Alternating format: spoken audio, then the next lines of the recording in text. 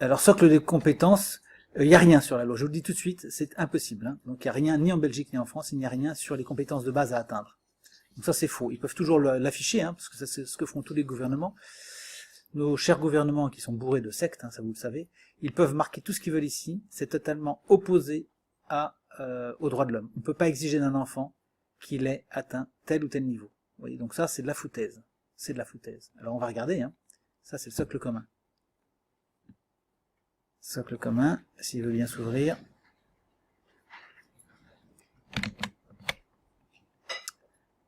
Voilà, socle de compétences.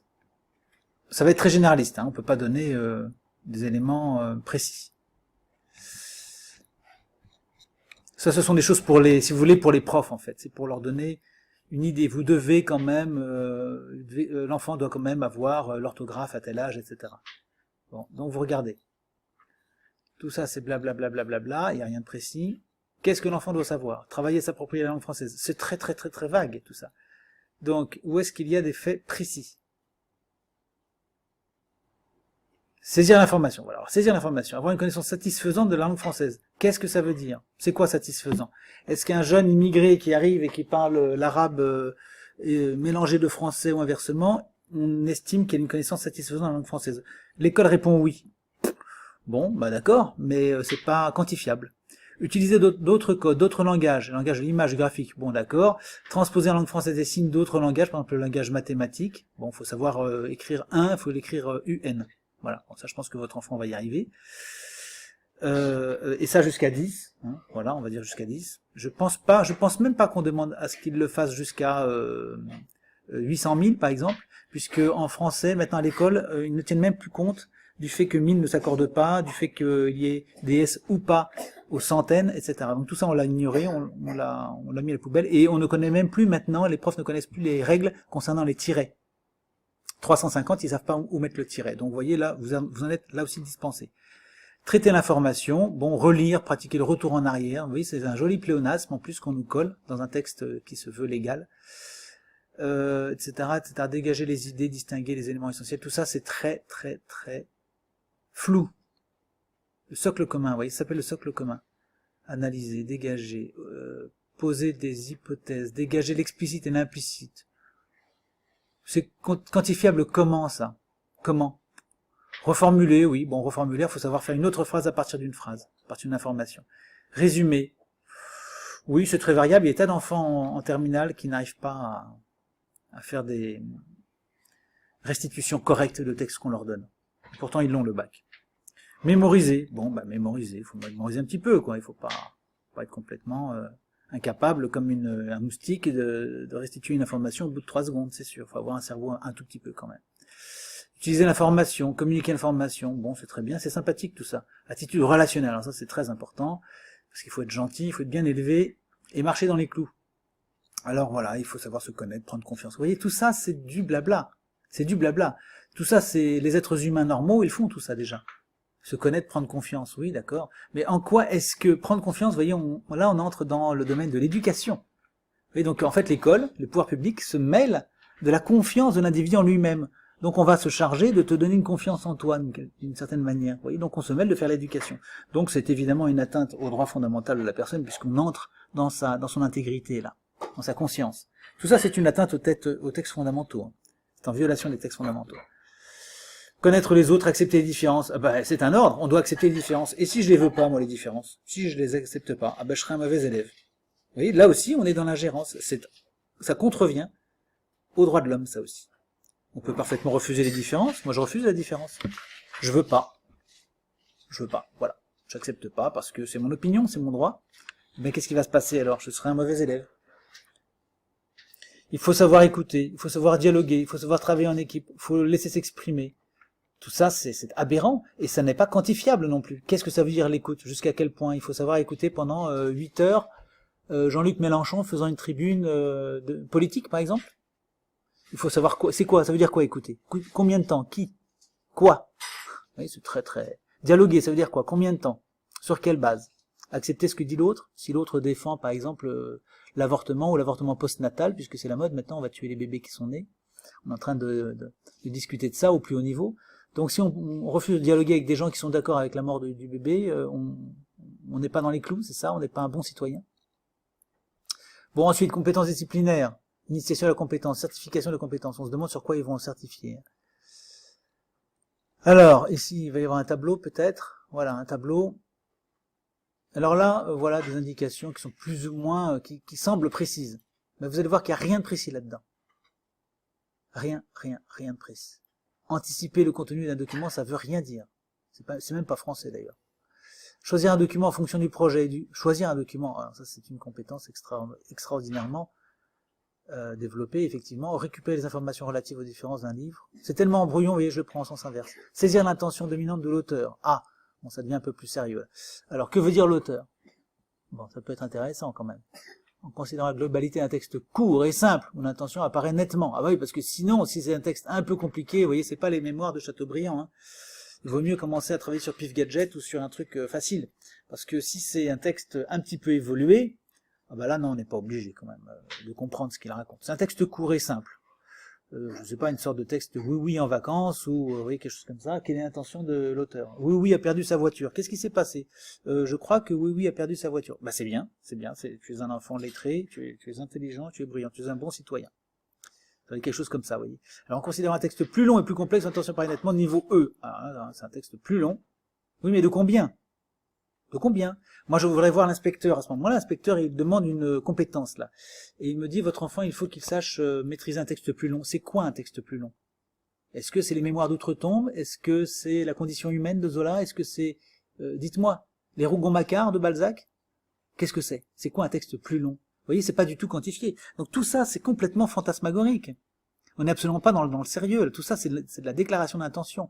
Il faut que l'enfant soit capable de faire quelque chose avec un texte plus long, plus complexe aussi. Qu'est-ce que ça veut dire? Plus complexe, mon Dieu, qu'est-ce que ça veut dire? Est-ce que c'est du Heidegger? Là, ça va être très très complexe. Très complexe. Est-ce que c'est un mode d'emploi d'une machine à laver? Là, ça va pas être complexe, ça va être compliqué. Bon, alors, adapter sa stratégie de lecture en fonction du projet, du document. Adapter sa stratégie de lecture. Pauvre gosse. Déjà, la stratégie, c'est tout un art. Stratégie de lecture, ça devient très compliqué. Alors du coup, on ne sait même plus ce qui est demandé. Moi, je ne sais pas ce que ça veut dire, adapter sa stratégie de lecture, je ne sais pas ce que ça veut dire. Franchement, je m'occupe de milliers d'enfants, mais je ne sais pas ce que ça veut dire, ça. Je ne sais pas, je ne serais pas capable. Donc là, je serais nul. Oui. Bon, très bien. Adopter une vitesse de lecture favorisant le traitement de l'information. Oui, il ne faut pas lire trop vite, parce que sinon, on ne va pas pouvoir traiter l'information. Bon, ça vaut aussi pour les fonctionnaires de plus haut niveau, hein, parce qu'il y a des fonctionnaires qui ont du mal à assimiler des courriers qu'on leur envoie, ils répondent à côté, ils ne savent pas répondre. Souvent, ils ne répondent même pas, d'ailleurs, parce qu'ils ont du mal avec l'information qu'on leur envoie. Peut-être que ce serait pas mal de leur proposer ce test. Voilà, bon, je ne vais pas trop m'attarder, vous voyez, mais dans le socle de compétences, c'est à la fois vague, à la fois global, et ça s'ingère dans la conscience de l'individu, on s'ingère dans la conscience de l'individu, c'est pas quantifiable, donc ça a tout du totalitaire, si vous voulez, parce que quand on s'ingère dans la conscience de l'individu, mais sans que ce soit précisé, eh bien c'est la porte ouverte à tout et n'importe quoi. Il n'y a pas de limite claire, donc c'est pas un document scientifique, c'est un document technocratique, qui d'une part n'a aucune valeur de loi, parce que ça vaut rien du tout, c'est pas déposé dans la loi, hein. Tout ça, ce sont des textes qui sont émis par le ministère, le socle de compétences, c'est très vague, ça n'est pas dans la loi, ça n'est pas exigible non plus, puisqu'on a vu qu'il n'y avait pas de limite claire. Donc s'il n'y a pas de limite claire, il n'y a pas d'exigence possible. Hein, on peut pas. Ou alors on est dans la dictature franche et ouverte, quoi. Parce que dans ce cas-là, un contrôleur débarque chez vous, il estime que votre enfant n'est pas tolérant vis-à-vis de certaines idées, vous voyez, il dialogue pas avec les idées que l'inspecteur va lui amener. Donc l'inspecteur très librement pourra dire, bah cet enfant, non, c'est pas un bon citoyen. Alors là, c'est carrément une démarche totalitaire. Oui. Donc ça n'est pas légal, ça ne vaut rien. Vous pouvez l'oublier. Socle de compétences, vous pouvez l'oublier. Vous voyez, on voit qu'on n'est pas sur des choses précises. Mais c'est ce que j'explique sur le site. Il n'est pas possible d'avoir des marqueurs précis vis-à-vis d'un apprentissage de l'enfant. Ça n'est pas possible. Vous ne pouvez pas exiger qu'à l'âge de 10 ans, l'enfant connaisse un certain nombre de données précises. D'abord parce qu'il peut les savoir et les avoir oubliés 3 heures après. Je sais pas, par exemple, supposons qu'ils doivent connaître tous les fleuves du monde. Bon.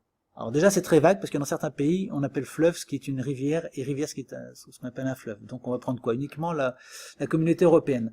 Alors, admettons qu'un enfant soit tenu de connaître tous les fleuves de la communauté européenne à l'âge de 10 ans. Oui, mais le problème, c'est que la communauté européenne, ça bouge tout le temps. Ah bon, bah alors ça va pas aller. Donc on laisse tomber la communauté européenne parce que les inspecteurs peuvent pas refaire toutes leurs fiches chaque année quand même. Ça bouge très très fréquemment, la communauté européenne. Bon, donc, eh ben, on va prendre autre chose. On va prendre seulement la France ou la Belgique. On prend les fleuves belges. Ah oui, à 10 ans, il faut qu'il connaisse ces fleuves belges. Alors déjà, il n'est pas certain que l'enfant connaisse les fleuves belges quand il est dans le circuit public. Et ça, je vais y revenir un instant. Mais en plus, à part les fleuves, qu'on va arriver à apprendre, effectivement, à un enfant, qu'est-ce qu'il faut qu'il sache ou pas? Est-ce qu'il faut qu'il connaisse les lignes de chemin de fer? Est-ce qu'il faut qu'il connaisse les climats? Est-ce qu'il faut qu'il connaisse les différents plateaux géologiques, etc. Si vous voulez, dans ce cas-là, on n'en finit plus. Il faudrait dénombrer tous les savoirs que l'enfant serait censé connaître à l'âge de 10 ans. C'est infernal, et c'est impossible, en fait. Donc personne ne s'y est risqué, Dieu merci. Le jour où on fera ça, on sera ouvertement dans un système totalitaire. On y est pratiquement, mais là on sera dans un système totalitaire qui affirmera que l'individu n'est un citoyen qu'à partir du moment où il connaît un certain nombre de choses qui relèvent de l'ordre technique. Comme jusqu'ici on a toujours affirmé si vous voulez, la prééminence d'une conscience humaine sur des savoirs matériels, ce serait un chamboulement complet. On dirait que l'homme n'est plus un homme en ayant en ayant une conscience, mais en ayant un certain nombre de savoirs matériels. Et comme l'ordinateur sera toujours plus fort que lui à ce jeu, eh bien, on aura à ce moment-là franchi l'étape ultime d'une disparition de l'humanité authentique avec une conscience au profit d'une humanité qui sera moins performante de fait que les outils tels que l'ordinateur. Alors je reviens sur cette histoire de connaissances que l'école ne peut pas imposer aux enfants qui font l'école à la maison, puisque à l'école elle-même, vous n'êtes pas sans savoir que les enfants ne savent pratiquement plus rien. Si je demande les fleuves français aux petits français, ils sont incapables de me les sortir, ça je vous le garantis.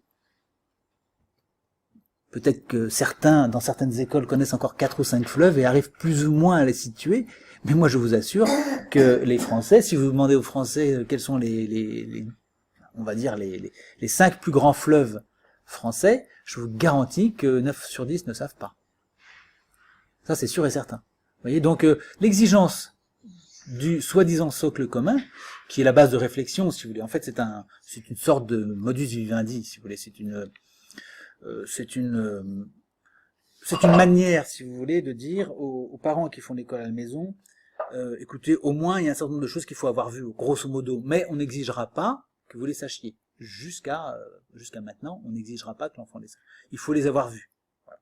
Et c'est ce qui me ramène à ce que je vous ai dit dès le départ. Il y a une obligation d'instruire l'enfant, mais il n'y a pas d'obligation pour l'enfant d'avoir acquis des connaissances. Ça n'est pas possible. Techniquement, ça n'est pas mesurable. Voilà. Donc, socle de compétences, vous pouvez oublier.